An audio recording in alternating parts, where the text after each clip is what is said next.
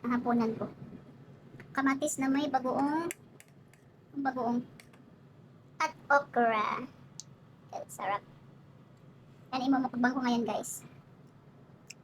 Guys, kain tayo. Ito ang imumukbang ko ngayon. Kasi ako lang mag-isa. Wala akong kasama. Gamitin lang natin ang tinidor kasi. Amoy may bagoong. Masarap ang bagoong. Pero matagal matanggal yung amoy.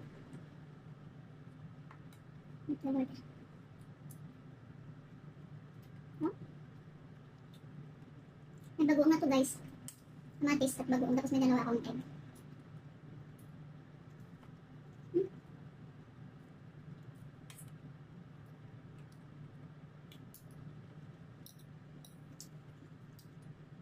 Malingki ako kahapon. Itong okra, last week pa ito na pinili ko. Buti nasira.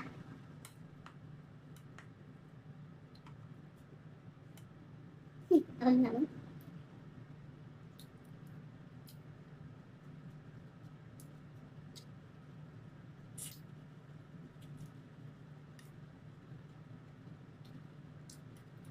Ha? Kaya.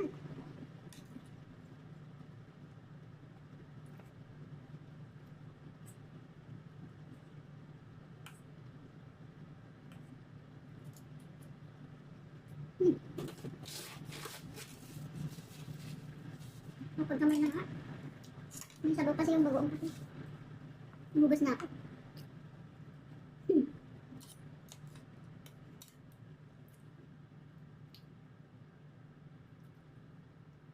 Kahapon na malingki ako. Hindi na lang ako bumili ng talong kasi. Baka. 2 nights walang din dito. So, ako nakakain. Kalikat ng gabi.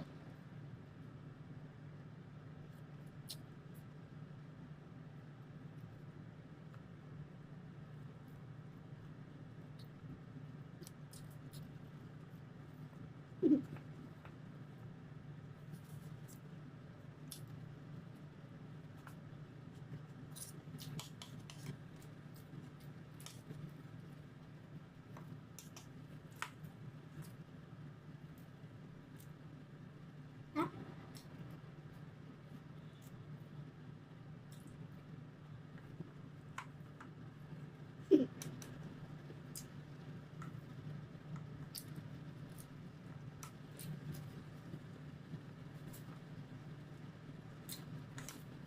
Hindi ako nagkain. Sa gabi pa ito na rice. Minute ko lang. Fried rice. Na walang sibuyas. Or garlic.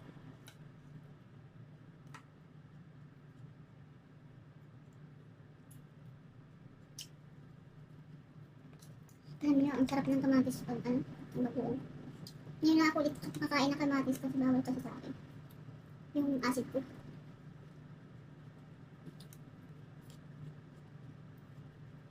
Nasumpong sa gabi. Kaya, maaasim like ito. Juice. Lemon juice. Bawal. Orange juice bawal. Pero kulay, hindi ako nagagawa. Baliktad. Kanina uminom ako ng cola.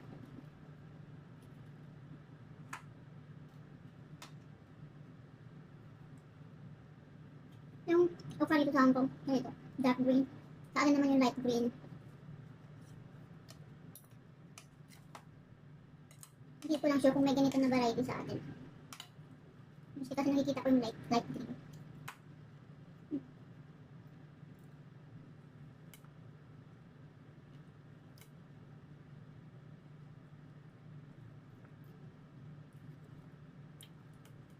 Sarap itong okra dito. May alibang-bang. May alibang-bang. Yan. Ne. Kita nyo guys. May bilis ako nakatok.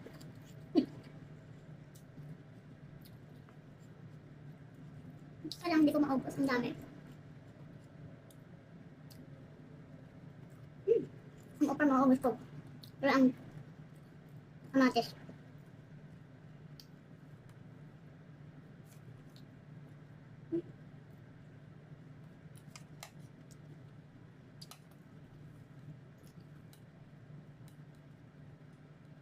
Paano kumakatok yung ano?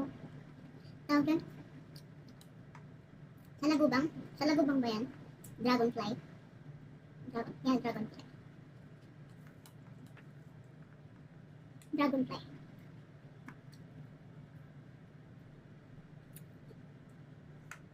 Ah, grasshopper pala yung ano, si Paklong.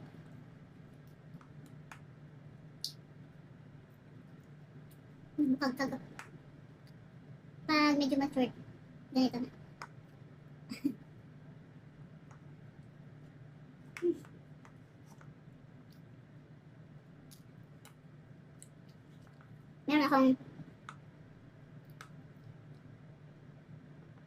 Meron yata akong pinost na recipe dito sa ano, na paano pagluto dito, Chinese style. Ginisa. Check nyo lang ang channel ko. Hindi na lang. Pag naubos ko to, okay na. Pero yung egg. Parang hindi ko maubos yung egg.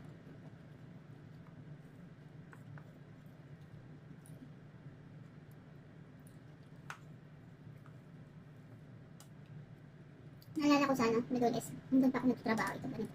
Tayo. Tapos, masapin. Meron pang sabaw. Meron pang yogurt. Laban. Labne.